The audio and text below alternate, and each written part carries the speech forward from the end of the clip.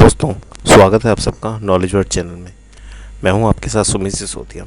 आशा है आप सब अच्छे होंगे और अच्छे से अपनी अपनी ज़िंदगी जी रहे होंगे, अपने अपने काम कर रहे होंगे और भगवान भोलेनाथ की आप सब पर कृपा बनी हुई होगी। दोस्तों, पिछली वीडियो में हमने पानीपत की पहली लड़ाई जो कि 20 अप्रैल 1526 को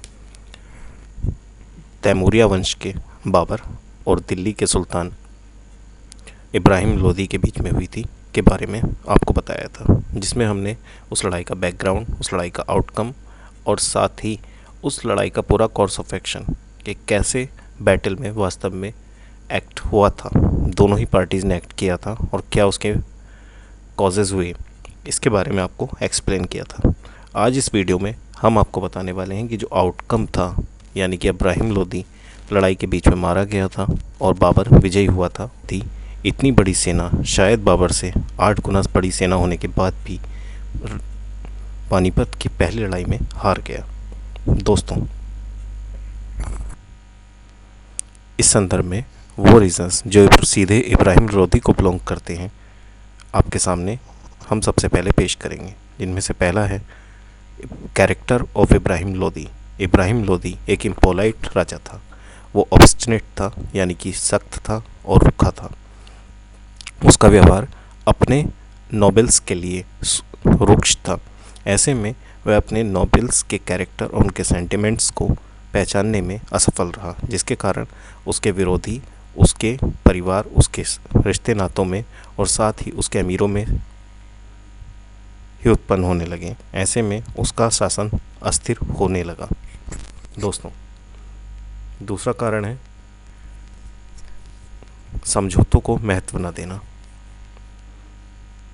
जिस समय दोस्तों सिकंदर लोदी की मृत्यु हुई, उस समय पर यह एग्रीमेंट किया गया, जिसे इब्राहिम लोदी ने भी माना, कि साम्राज्य को 2 बराबर भागों में बांटकर दोनों भाई जो कि इब्राहिम लोदी के छोटे भाई थे, उनको भी साम्राज्य का हिस्सा दिया जाए। लेकिन जैसे ही इब्राहिम लोदी सुल्तान बने, उन्होंने इस एग्रीमेंट को डिसरिगार्ड करना शुरू कर दिया, यानी कि इसका महत्वहीन समझ लिया।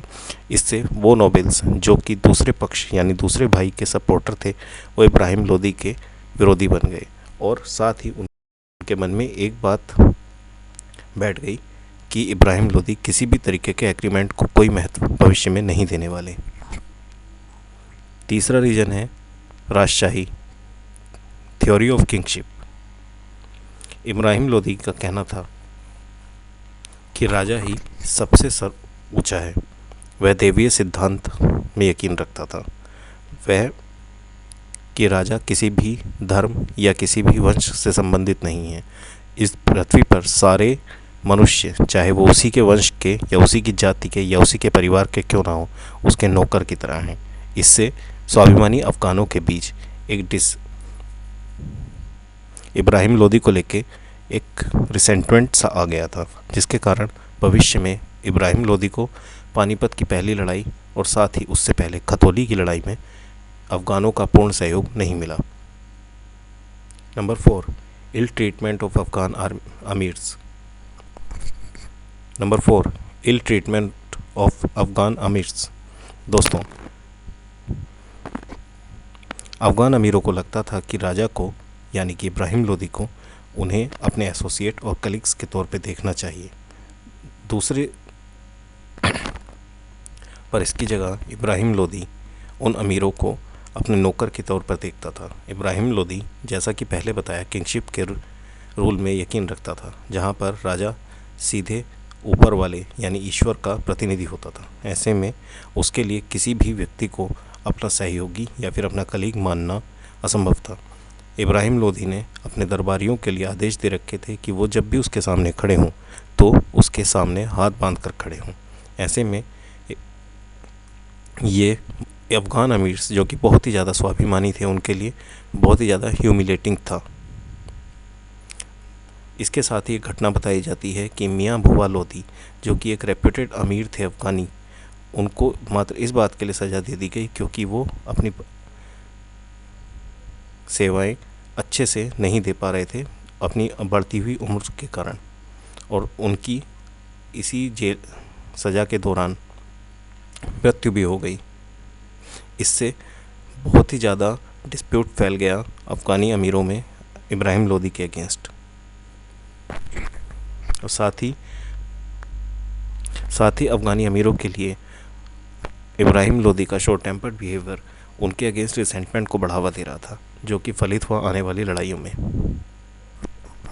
Number 5, humiliation of sultan at the hands of Rana Sanga. दोस्तों, खतौली की लड़ाई में महाराणा सांगा ने इब्राहिम लोदी को पूरी तरीके से हराया था, और ऐसा भी माना जाता है कि इब्राहिम लोदी की सल्तनत को राणा सांगा को रैंसम देनी पड़ी थी अपनी जान बचाने के लिए। इससे उसकी प्रेस्टीज को गहरा धक्का लगा था, और ये कारण था कि अफ़गानों को लगने लगा था कि उनके सम्मान की सुरक्षा इब्राहिम लोदी के बैनर तले नहीं हो पाएगी।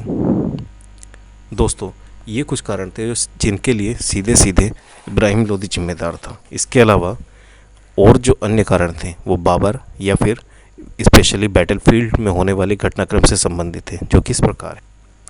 नंबर 1, बाबर की तरफ से आर्टिलरी का बेहतर यूज़ किया गया, जबकि इब्राहिम लोदी की आर्मी में कोई आर्टिलरी नहीं थी।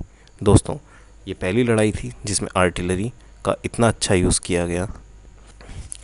बाबर की आर्मी एक वेल डिसिप्लिन्ड आर्मी थी, छोटी थी पर संतुलित और बेहद संयमित थी।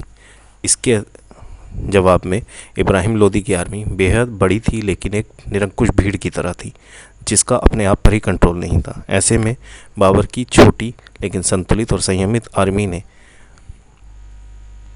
लड़ाई के दौरान इब्राहिम लोदी की भीड़ तंत्र पर आधारित सेना पर बढ़त पाई। नंबर 3, बाबर की वॉर टैक्टिक्स कहीं अच्छी थी। बाबर एक महान जनरल था, लेकिन इब्राहिम लोदी बस एक कुशल सैनिक भर था। ऐसे में बाबर का पलड़ा इस लड़ाई में भारी रहा।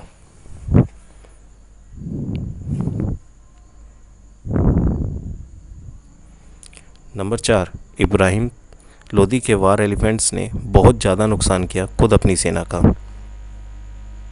और साथ ही बाबर की हल्की घुड़सवार सेना का कोई मैच इब्राहिम लोदी के पास नहीं था।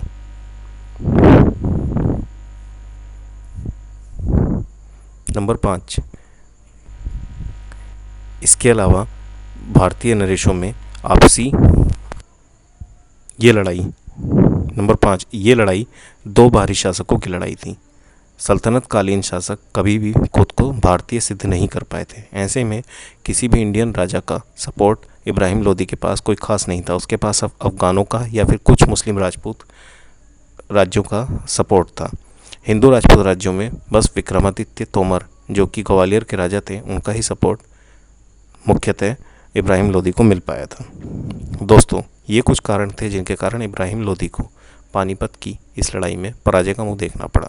आशा करते हैं आपको ये वीडियो अच्छी लगी होगी, और अगर अच्छी लगी हो तो इसे लाइक एंड शेयर कीजिए और चैनल को सब्सक्राइब ज़रूर कीजिए।